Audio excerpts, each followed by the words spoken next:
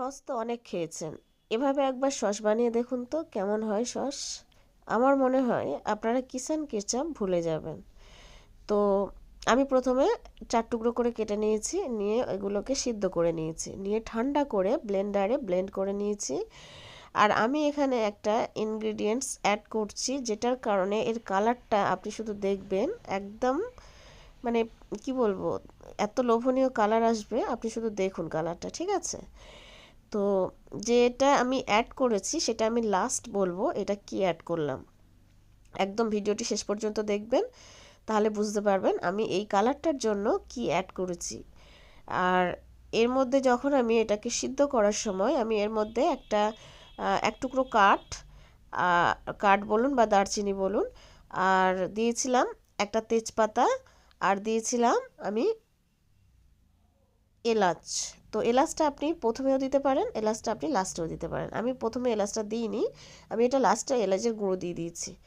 তো এবারে যখন ওটা পেস্ট করা হয়ে গেছে, পেস্ট করার সময় আপনি অবশ্যই মশলাটা তুলে ফেলে দেবেন, নাহলে ভালো লাগবে না খেতে। আমি মশলাটা ফেলে দিয়ে ভালো করে পেস্ট করে নিয়েছি।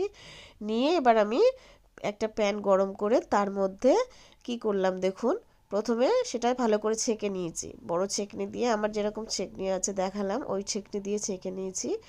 তো ওভাবে ছেঁকে নিয়ে পুরো আমি এর মধ্যে কি কি দিলাম, চিনি দিয়েছি। আপনি চিনিটা একটু কমই দেবেন, প্রথমে দিয়ে একটু চেক করে নেবেন, তারপরে আরেকটু দেবেন, বেশি চিনি পড়ে গেলে কিন্তু ভালো লাগবে না।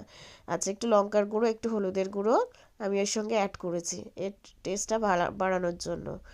আর যেটা বললাম এই কালারটা আসার জন্য, এতে আমি একটা জিনিস আমি অ্যাড করেছি যার কারণে এই কালারটা এসেছে। তো কালারটা এতটা সুন্দর হয়েছে আপনারা নিশ্চয়ই দেখতে পাচ্ছেন।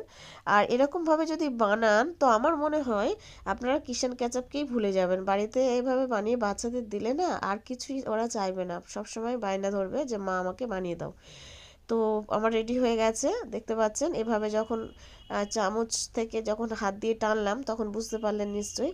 এই রকম পর্যায়ে এলে আপনি ওটাকে নামিয়ে নেবেন। এই দেখুন গরম গরম সার্ভ করবেন, আর আমি আপনাদের খেয়েও দেখাচ্ছি।